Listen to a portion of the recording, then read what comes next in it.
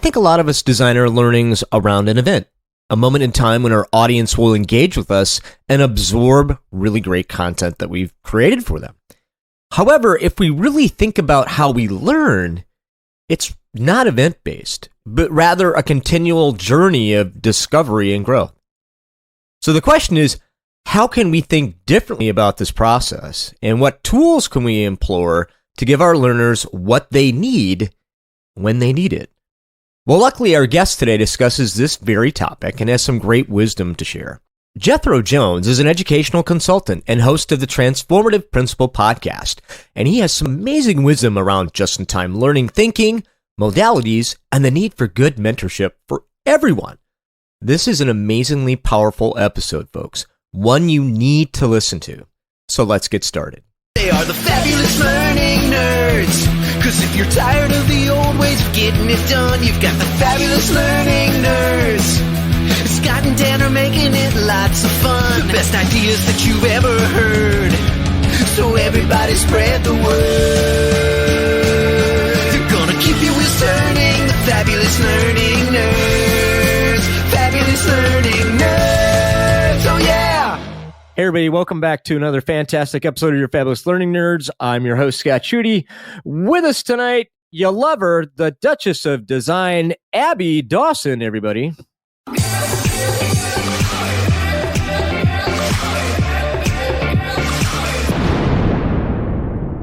Abby! Hey there. How you doing? I'm doing good. Better than Dan, I guess, huh? Better than Dan. Yeah, Dan's having some internet woes. Dan moved to the sticks, and he's actually recording now through a tin can and some twine. Yeah, his quest for internet, the new role player game, is not going well. It's not going well. Not going well. So I gave him the week off. I said, Dan, go.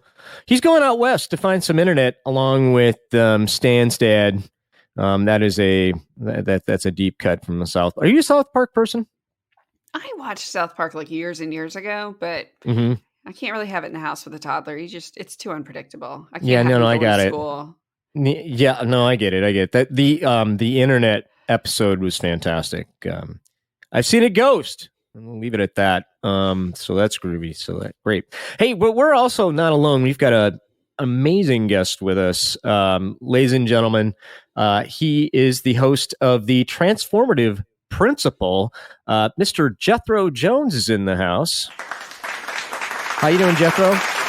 Doing great. So glad to be here. That is fantastic.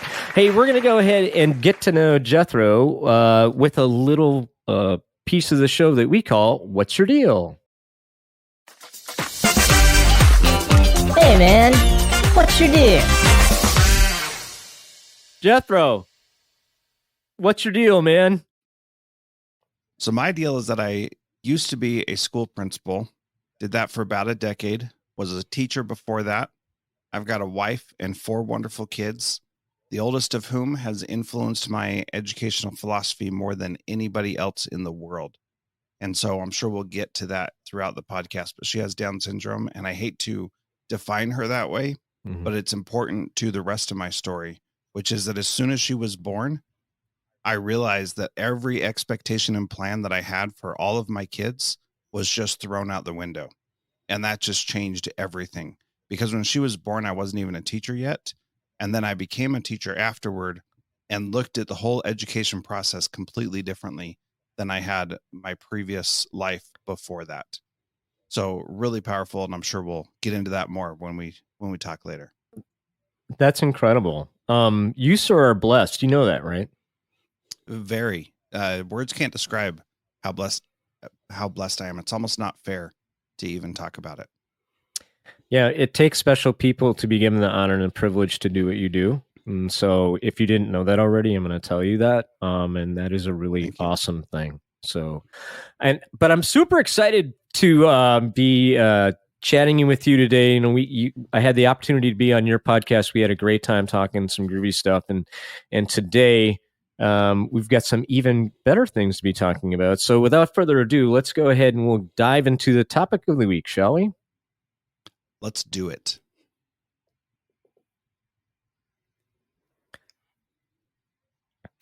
All right, Jethro, you're here to talk about how learning should be done when you need it. I love the topic line itself. Help us understand what you mean by that, sir. Well, I have found that when you need to learn something, that's when you actually remember it. So we get all kinds of information and data flowing at us all throughout our lives, day in, day out. And the only stuff we actually remember is what we actually needed to remember in the moment. Everything else is just stored away somewhere that we can never go back and access because there's too much information for us.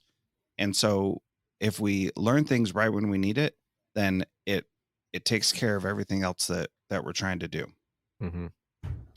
Sounds simple, right? It's totally simple. Piece of cake. It's like the easiest thing in the world. But in practice, it's a little more challenging because you have to know that you need that learning in order to go find it. Yeah, I would also say that it's a lot more difficult in practice because my experience from an instructional design perspective is that we generally don't think that way. Like we think that learning is an event. And so what we do is we plan all of our learning to be this event, like this training, this thing that happens at a point in time. And we feel like, okay, you went and did that, so now we're good. But if what you're saying is true, and I 100% agree, that thought process is completely different. Oh, absolutely. And it's wrong for adult learners, and it's also wrong for child learners as well. And here's the issue. We have expectations, and my wife's mentor, Jody Moore, calls expectations unfulfilled disappointments. Because when you have expectations, then at some point they are going to be not met. And so you're going to be disappointed. So the only thing that an expectation is that it's just waiting to not come to pass. Isn't now, that this is truth? important. Oh my gosh. What, So you don't have expectations that your husband doesn't know about, do you, Abby? Because that would never happen. As far as he knows, no. But Yeah.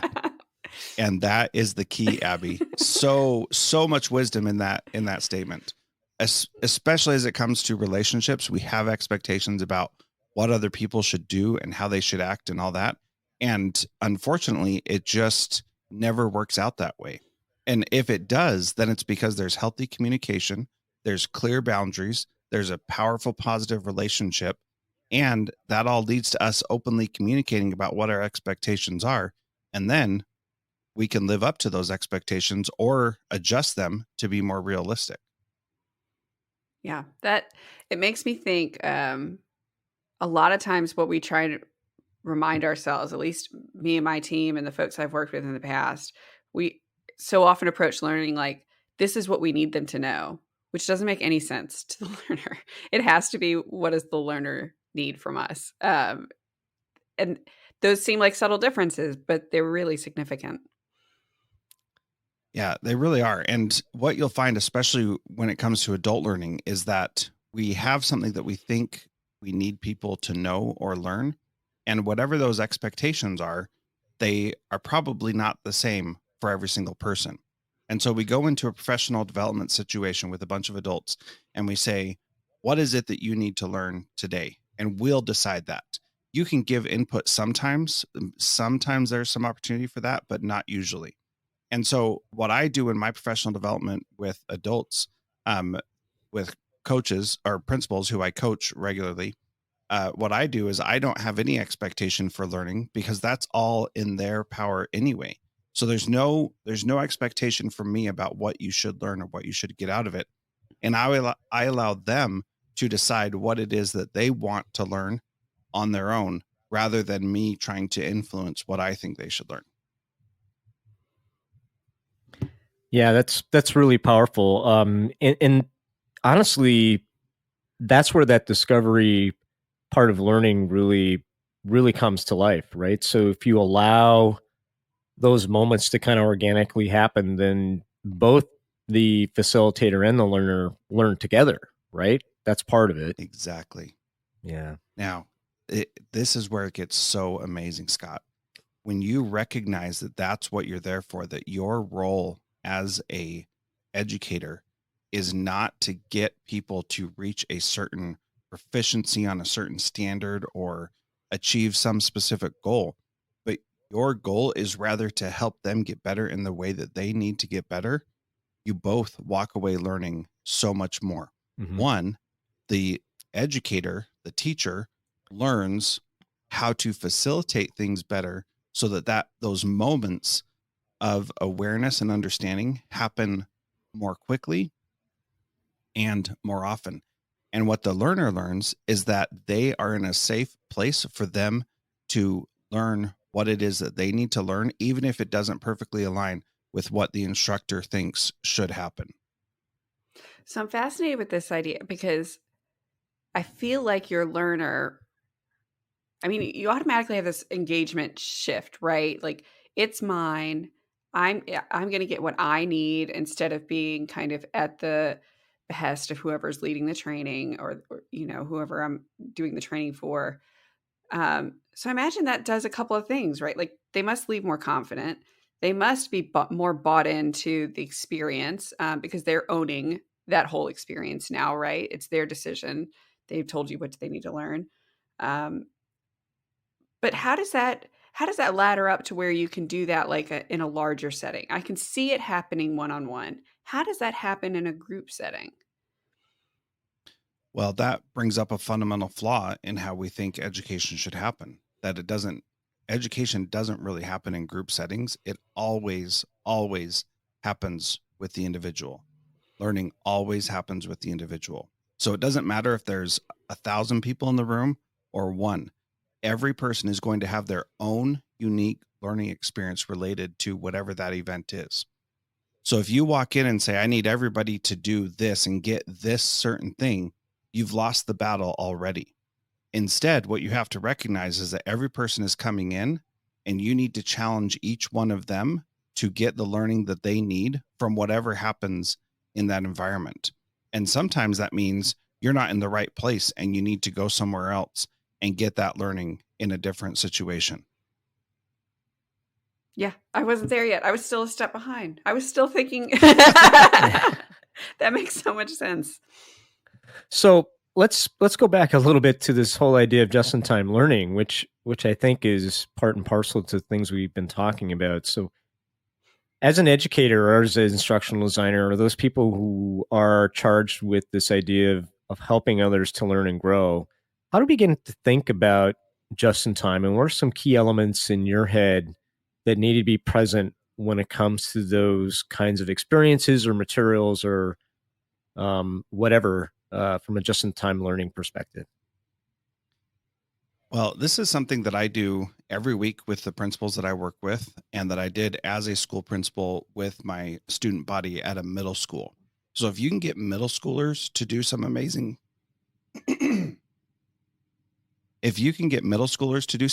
things, then the possibilities are endless for what you can get other people to do, because middle schoolers are completely governed by their little tiny lizard brain and their emotions and their hormones.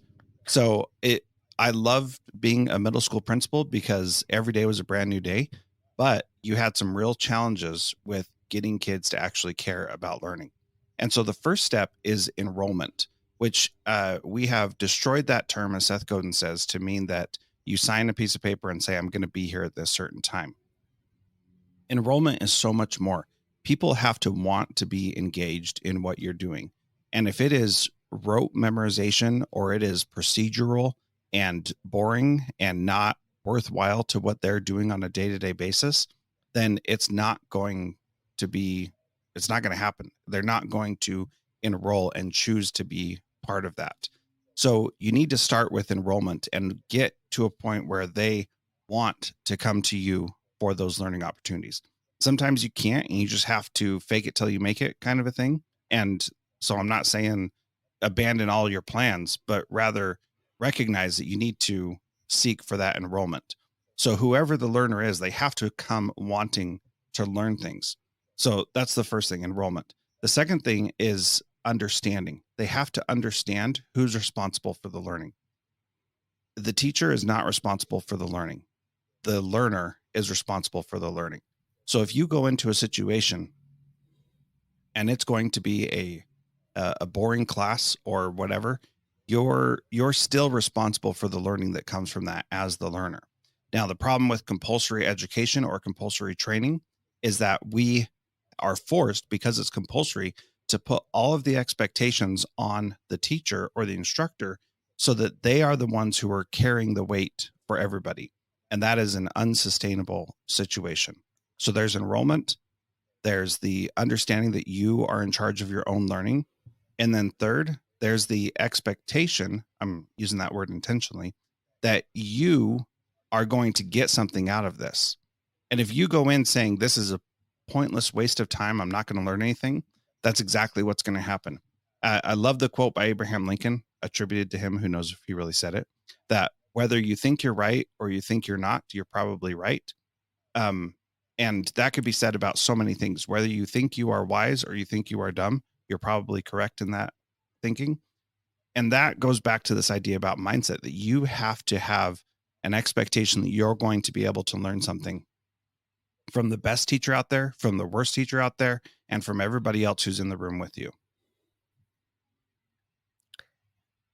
And that's the challenge, right? So it's that we call it often like the what's in it for me, the WIFM, right? So identifying what that WIFM is for my particular audience, and then making sure that that is present at the get or even before the learning, opportunity, whether that's, self-directed or otherwise, that people have an understanding that this is important and it's going to be important to me because without a solid WIFM, you're dead in the water. Right. And who's in charge of deciding what the WIFM is? The learner. So a teacher can attempt to say, this is what I think is in it for you. But the reality is that it is always on the learner. That learning is always an individual responsibility, and nobody else can do anything to take away that responsibility or to add to that responsibility. And when you start thinking like that, then your job as the instructional designer becomes different, because then your job is to show up and be prepared for what it is that your people need, rather than show up and be prepared with a lesson that may or may not hit the mark. So how do you set that? You've been a school principal, so you set like the tone, the culture for a large organization. What are some steps that we could do to try and set that tone? And then if we need to shift, how do we do that? How do we figure out, hey, we have an opportunity or we're missing the mark? Yeah, the first thing is really to just address it and say bluntly, I as the instructional designer, or this group as the instructional team in our corporation or whatever, they do not have the power to overrule what it is that you're trying to accomplish. So that would be the first thing. Just acknowledge that the instructional group, they are not in charge of learning. Each individual employee or each individual person is. Once you set that tone, then it's much easier to say, what are you doing to make things better? And how do you need our support? Because it's a lot easier to say, I need to learn how to do this, and then I can make a course for that specific thing, or I can say, here's a resource you can go to find it. But once you recognize that that's what you need to do first, then that makes all the other steps easier. So if you're not willing to admit that to everybody and to say it out loud, then you're always going to have the same struggle. You're never going to get there. So the first thing is admit it. The second thing is to create learning plans with each person. And learning plan is a education term, but it's not really a great way to describe what's going on. It's basically going through and talking about what tools and resources do you need to get whatever your particular job is done.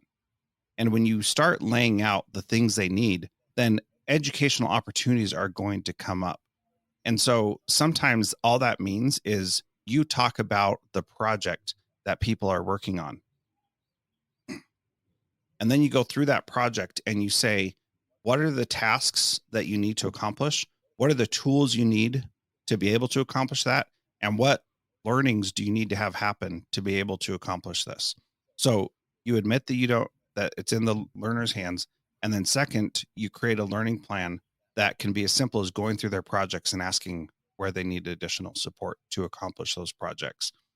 And then the third thing is you help people become aware of their own learnings that have happened.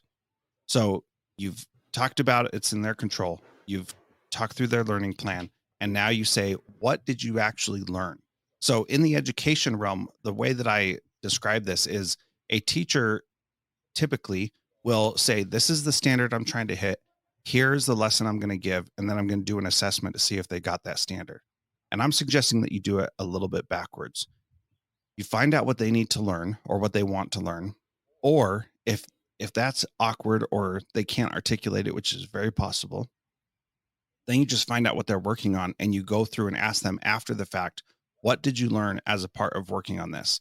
Now, if somebody can do their job without learning anything new, they are basically a factory worker, an assembly line person, and they're just doing the same thing over and over again. Now, if that's what you do, that's all well and good. Keep doing it. That's fine. But if there are ways that you want people to be more creative and solve more problems, then they have to be learning things while they're doing their jobs. And so if they finish a project and did not learn anything during that project, they're in the wrong position. They need more responsibility and more opportunity to learn and grow. And that's the other way that you backdoor make sure that this happens. You give them responsibilities above their capability currently so that they can grow into the kind of person that they can be. I love that. Scott, are you like going all tingly? That's like Scott's kind of world, right? That idea that learning is not to do a job, it's to become a better person, right? Yeah, well, yeah, we all want to be better. We had an opportunity a few weeks ago to talk about this idea that learning should be hard. And that goes against everything that I was taught in instructional design. Oh, no. This just make it as easy as possible, right? So to get from point A to B, you got to do X, Y, and Z. And if you can explain that, it's great.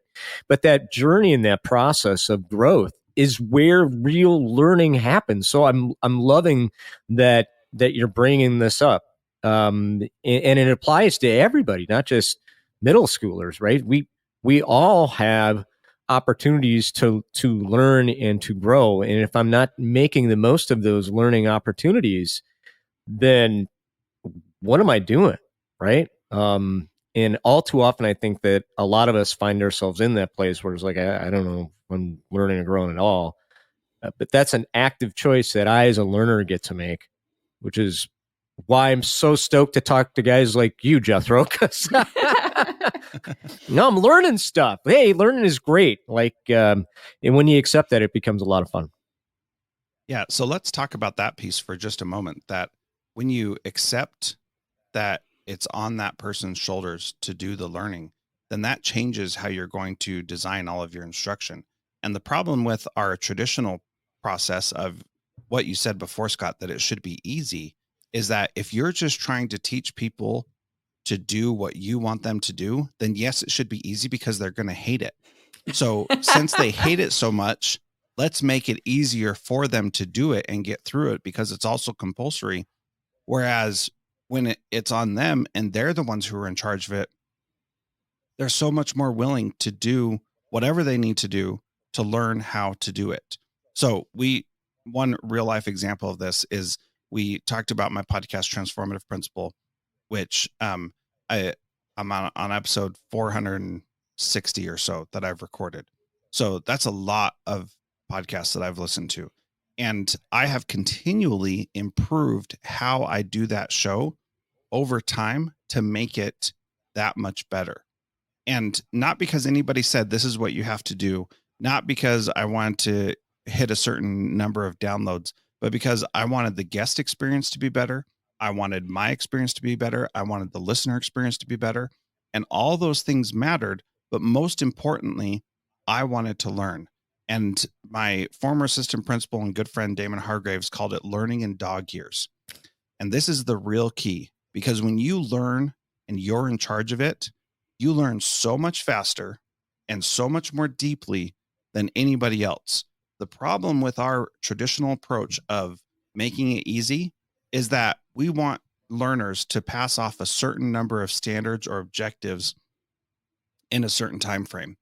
when you take that expectation away and ask them to learn what they need to get the job done, their learning just skyrockets.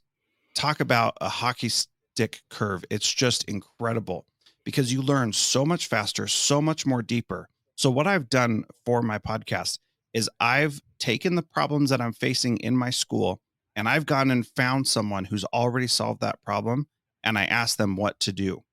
That's basically the format of my podcast, which is totally cheating, but it's awesome because I short circuit that learning process and it's still hard, but I found a way to make it easier. So I don't have a doctorate, but I would say I have an educational doctorate in the work that I've done. 460 episodes asking people how to run schools better. Yes, I don't have a certificate from some institution saying that I've done it in their particular prescribed way, but I know how to run schools. I know how to get schools to change, and I've shown it again and again, and I can help people do that in a very short amount of time. Everybody says it has to take a long time, but it doesn't. And I just gave all the secrets away of how to do it and on this podcast right here, because that's how you do it. So speaking of learning how to make things change, kind of finding more efficient ways to get it done, your easy way. A lot of what I love about being in a training program, I love going into a program and going, let's shift from like a service based, like, okay, you're going to tell the training needs to create a sales program to help them use the point of sale system. I can't do that forever. That to me gets really, really boring. There's a certain level of engagement, but then it's kind of boring. So I like to go into training programs and say, how can we make this strategic where we can actually become like a strategy lever in the business to make the business grow, to empower the people in the business to do better, to do faster, to do more. And it really ties into what you're talking about. It goes back to how do we become more a service to the learners so that they can do more for the business. Yeah. So I want to address that question in a second. So don't forget it and make sure I come back to it because I think it's really important.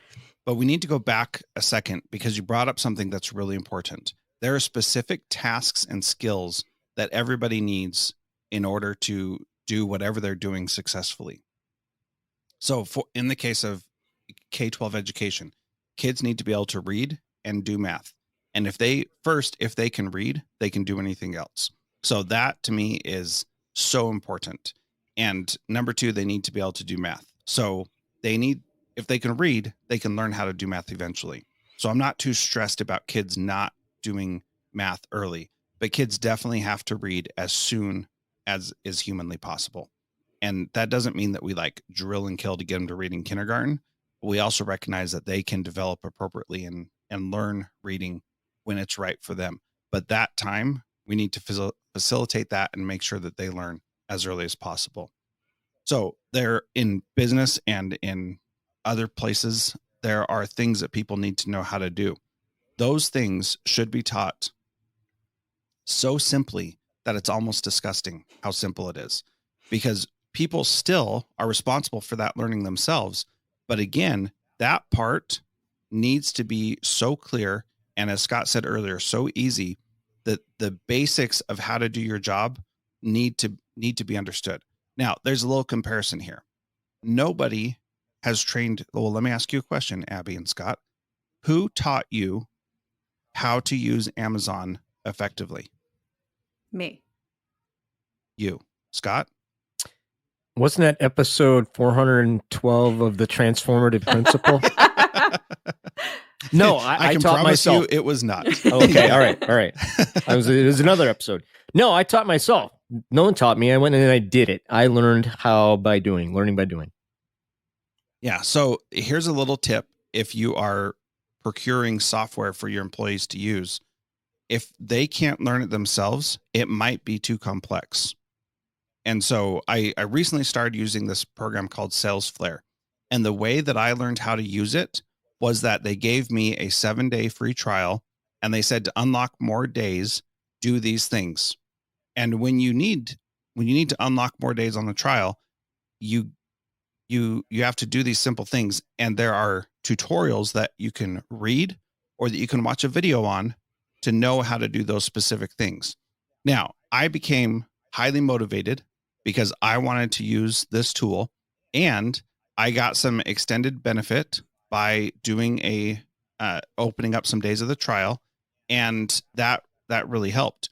But the software was complex enough that they needed to teach me, but not so complex that I couldn't have just figured it out if I really needed to. So that's the important piece, that nobody teaches us how to do these things when we first start. We have to figure them out on our own. And if what we're using is so complex that it's not easy for us to do it, then it might be too complex, and we may need some other tasks before we get to that. So you talked about the point of sale system, Abby. Before you do point of sale, you have to learn how to do inventory, because you can do inventory and tie into the point of sale system once you understand how things are categorized and all that kind of stuff. I literally just made that up. I don't know if that would actually work or not, but that's the kind of thinking that I'm saying is you start people out where they have the capability. Mhm. And then if they really want to be a cashier and do the point of sale, then they will work hard to understand the system so that they can move into that role later. Yeah, and I think you also kind of touched on it too. There has to be incentive. Like, so for your sales program, I mean, you were motivated to learn more. That's great. Abby and I had to learn how to order stuff on Amazon because I didn't want to go out and hunt for things anymore. I just wanted it to get to my home as quickly and as efficiently as possible. And then later, I wanted to find the best ding dang deal on it, right? So I think there's that evolutionary curve of you know, again, back to the whiff and what's in it for me, where there is that incentive. Because without that incentive, why bother? Right? So if it's not important to me, then why bother? Well, and to that point, I didn't learn how to find a return label on Amazon just because I was bored and wanted to learn how to use the tool. And had I ever wandered across it, I wouldn't have remembered. I needed just to ship something back. And so that's when I learned how to do it. Exactly. So when you had the need, when you had the desire and the opportunity, you figured out how to do it. And to be honest, you may have been like me, where I said, I'm not going to worry about returning that. I'll just give it away to somebody else because I don't know how to do this whole return thing, and it's too much right now. And sometimes when it doesn't cost very much, for example, I did that with some fountain pen cartridges that I bought a few years ago, and they were so cheap. It was like, it doesn't even matter to return it or even try to return it, because I don't want to learn how to do that right now, and it's okay. And we have to recognize that sometimes that's okay also. So I do want to get back to the other question, Abby, that you asked. How do we if you remember, can rephrase it? It was basically, how do we get people to do more and be more in our business? Is that right? Moving from like a service based where we're just doing things because it needs to be done, to really becoming strategic. But in order to do that, you really need the buy-in of the learner, right? To do more and become more competitive. Yeah. So they have to have that enrollment that I talked about earlier. But then to grow and become more, that really becomes very easy, because that is natural within each one of us. We all want to be better and become better, to the point to where we are at what we think we can possibly become. And I believe that we all have this innate desire within us to become powerful, incredible, amazing human beings. And nobody is without that. Everybody has that desire. And sometimes that needs a little awakening. Sometimes that needs a little encouraging, a little bit of coaching. Sometimes our mindsets need to be shifted. But if you have someone who's reached a point and they don't want to grow anymore, there's usually something that you can find that is causing that block in them. It could be a personal issue. So for example, I had a teacher who was just amazing up to a point, and then she stopped. And the point at which she stopped was because she was going through a divorce with her husband, and her kids were really struggling with that. And so that's what caused her to stop. And so instead of pushing her to be better, I focused on just helping her deal with the learning that she needed through that time. Not how to be a better teacher, but how to deal with the challenge and pain of going through a divorce, because that's a very real thing. And it wasn't that she was still coming to work. She was still doing good enough, but she wasn't at the level that she should have been in my eyes because of the potential that I saw in her. And so rather than saying, why aren't you getting better? I just recognized that she was still struggling with this home issue that was taking her time and attention, and she could coast at work for a little bit and I'd be okay with that.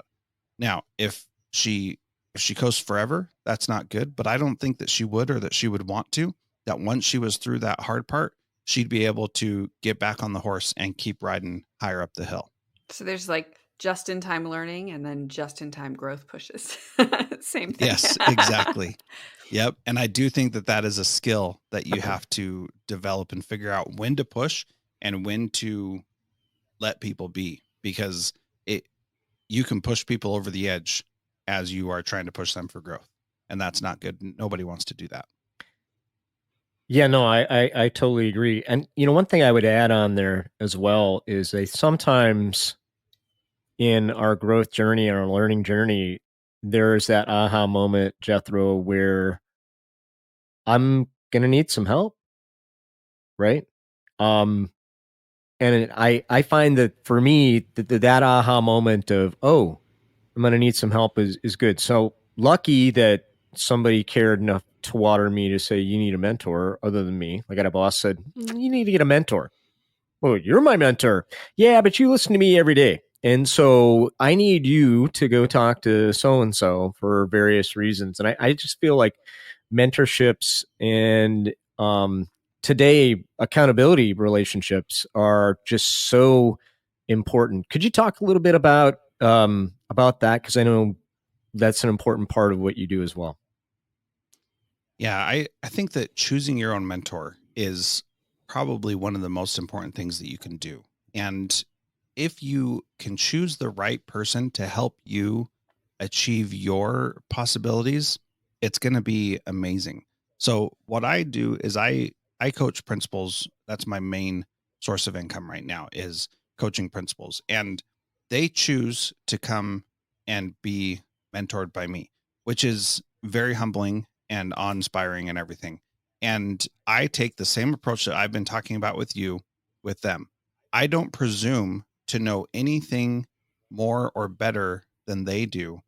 I simply know that it's on me to provide them what they need when they need it, which is much more stressful than just saying, here's my coaching program, go through this. And I've recorded all the videos and it's dynamite. That's all well and good, but that's not going to work for the kinds of relationships that I'm trying to develop, where they are choosing to come with me because they know that I will help them get to where they want to be. And sometimes my usefulness runs out. And so then people move on to someone else. And that's okay. That's not offensive or hurtful or anything like that. I want to be of service to my people and give them exactly what they need when they need it. So having a mentor is so important because it's somebody who can, outside of your own direct sphere, can give you insight that you can't see because you have blinders on. So some people call them life coaches. Some people call them therapists. Some people call them personal board of advisors. Some people call them friends. Some people call them whatever it is that they need to call them. The reality is that we all need to go to someone else who can help us see our blind spots. And I personally believe that somebody else is best when they are not in your current sphere of association. So a boss can be a great mentor in some ways. A former boss can be a better mentor because they know you better and they don't have a dog in the fight anymore. But you can't always go to your direct supervisor. As much as I personally tried to be that when I was a principal, I knew that people couldn't come to me with everything. And I recognize that. And so I would encourage people always to go find a mentor, go find somebody that you can go to for support. I run mastermind groups for principals. So I would encourage principals to come listen to me, but you go find something that works for you. And because you're in charge of your own learning, you get to choose who that person is. If you get assigned someone, that can also work, but there has to be that trust and that respect there, and that we are on equal footing. So even though I do call myself a coach to principals or a mentor for principals, I do not see myself as having all of this knowledge. I see myself as my particular skill set is that I have connections and resources that I can point people to more so than somebody else might have. And so that's why I think people should come to me, because of the network and the connections that I have. And knowing that you're going to someone like that. So one of my mentors is Matt Church, and he is amazing and has been teaching people for 20 years about different things and is really inspiring. So he's a good person to go to learn how to do what I want to learn how to do better. So I go to him regularly. So you mentioned network, and I'm glad you did, because I have so often seen mentor and networking muddled up, especially when I worked in a really large corporate environment and we had assigned mentors, and it was really seen as a way to make those relationships on the corporate ladder instead of really developing skills or opportunities or weaknesses.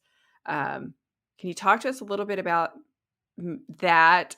Because I don't think it's wrong to reach, to your point, if people have a network that will help you grow, that's valuable, but not to chase a mentorship necessarily just because you want the person to know your name. Yeah. So again, to me, this is about learning. And so if you're doing it to climb the corporate ladder, then that is a learning process. And if you can be clear about that's what you're trying to get, then more power to you. That's fine with me. I mean, I don't have a problem with that if that's what you want to do. And I think that what you need to, if you were designing a mentorship program for your people, then you would want to design it with what your goals for that are in mind. So rather than saying this is about, we want to make sure that everybody who comes in as a new employee knows the path to get to partner within 5 years. Well, that's not going to happen because not everybody can be a partner. And some people are going to wash out. Some people don't want that. And so rather, the mentorship program should be set up to say, our goal is to connect people with the right people to help them achieve their life goals for as long as they are working with our company. And hopefully they're going to be working with us forever, but they might not be. So let's figure out a way to help them be as successful as they can while they're here with us. So if you are all about climbing the corporate ladder, yeah, you should definitely train and teach people how to do that and put them with mentors who can help them, which means that nobody who did not achieve that goal within that time frame should be a mentor if that's what your goal is. And that's the only reason why it's important to look at that goal, is so that you're putting the right mentors with people. If you have a guy who's been there for 30 years and has never achieved above his step, why should he be a mentor? Because he's not going to be a good mentor because he's not at the level that you want people to be at.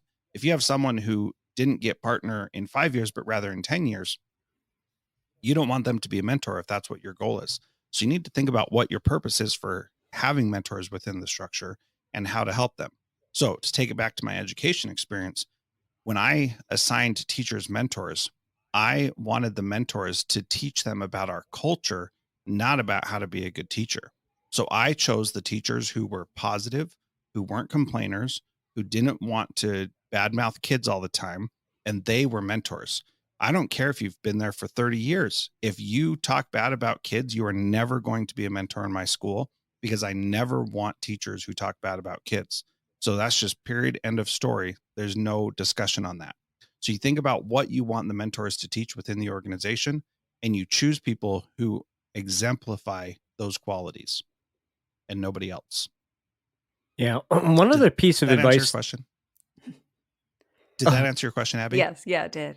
Okay. All right. Love it. I was going to say, there was another piece of advice I heard too from a mentorship perspective, is make sure it's somebody that's not too far removed from what you want to do and where you want to go. So if 20 years ago I did this, I'm not close enough to what you're going through to be able to provide anything I mean, I can provide good feedback and I can provide good ideas, but it won't be as authentic of, oh, I just kind of went through this a year or so ago. Let me tell you about my journey, right? So that separation of or that distance between what I want to learn and what that person has to teach me can't be too wide because you lose some relevancy.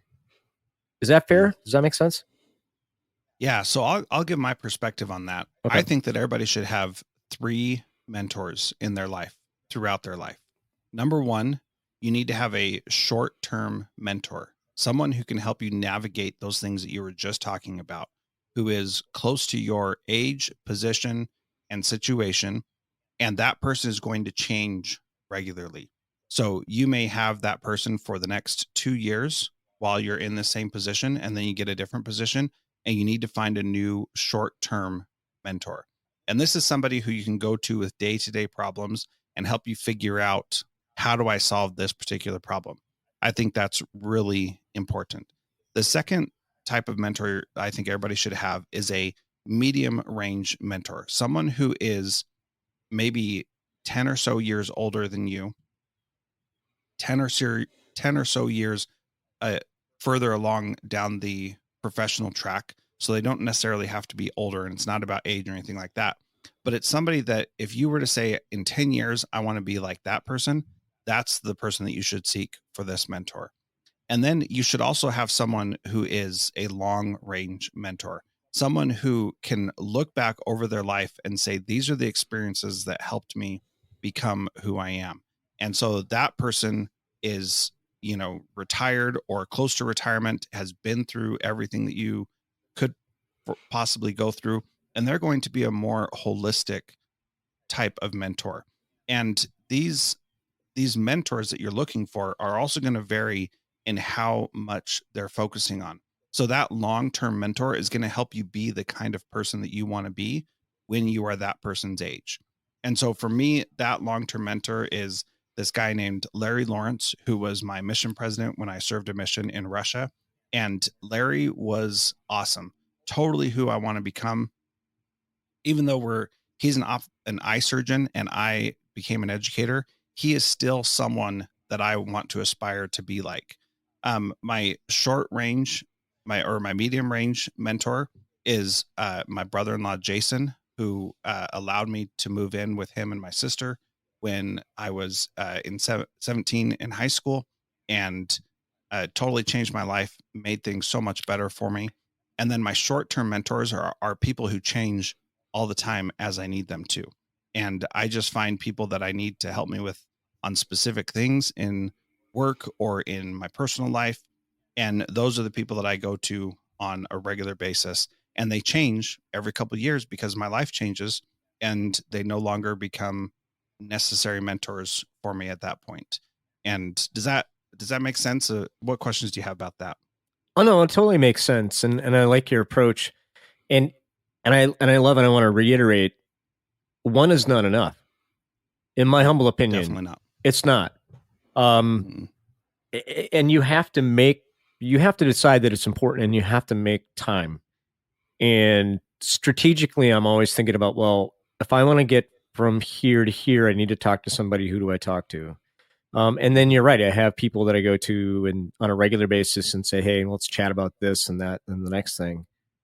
So yeah, it makes complete sense. And I really like that strategy. And, just because you say I need one short term, one medium, one long, doesn't mean you can't have more than that. Like more than 3 is not bad. If you got the time and if you're serious about change, you should do it. It's the old proximity effect, right?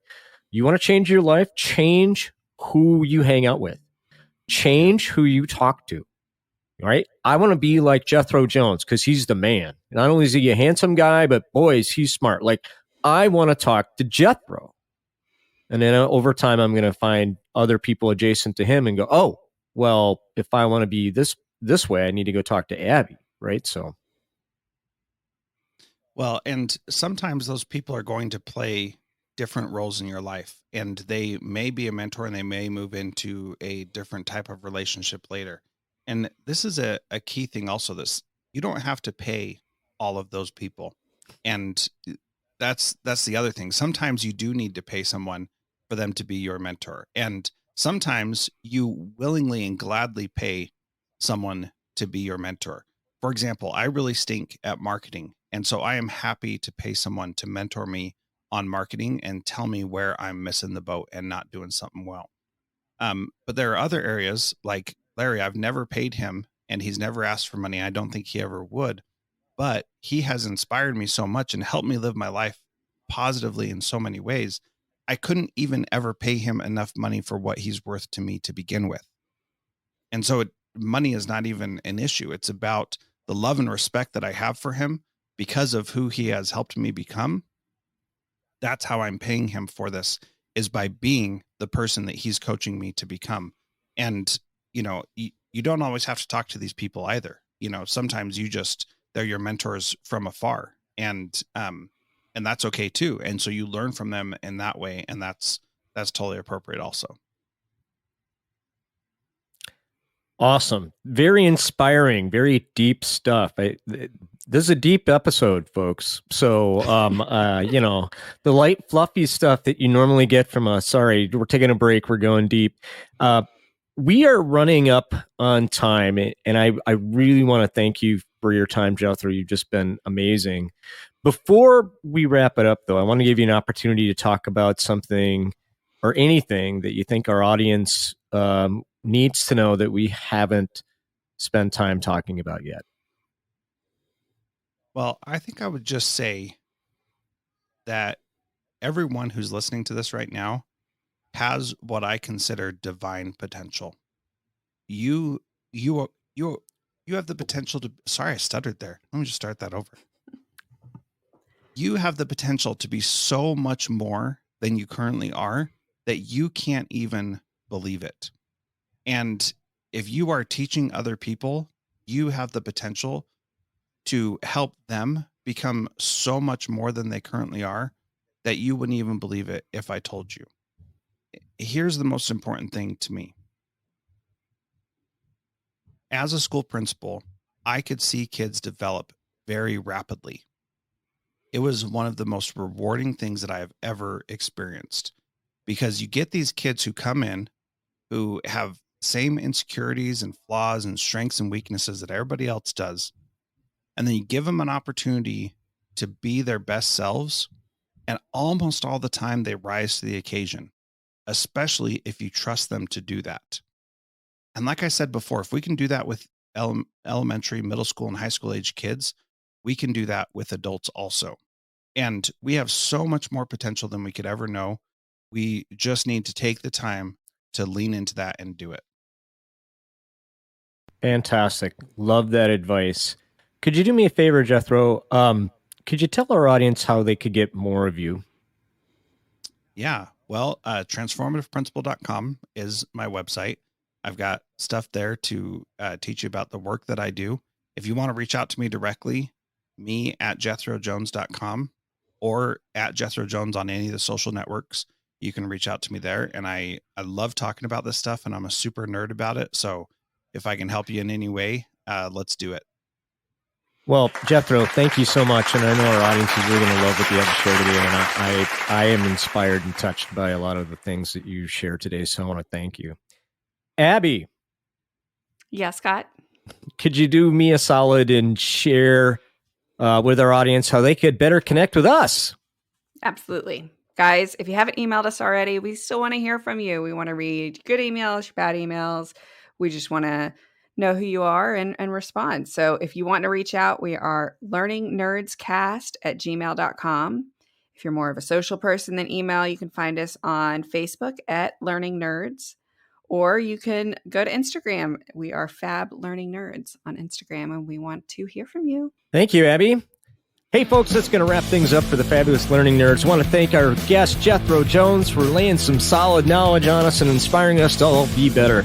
Do me a favor. Could you please hit that subscribe button on your way out, especially if you like the cast? Share it with your friends. If you're on a podcatcher like iTunes or Stitcher, leave us a review. It's the best way for us to get our information out so more of us can hear all the good things that Jethro and our other guests have to talk about. And with that, I'm Scott. I'm Abby. I'm Jethro. And we're your fabulous learning nerds, and we are out.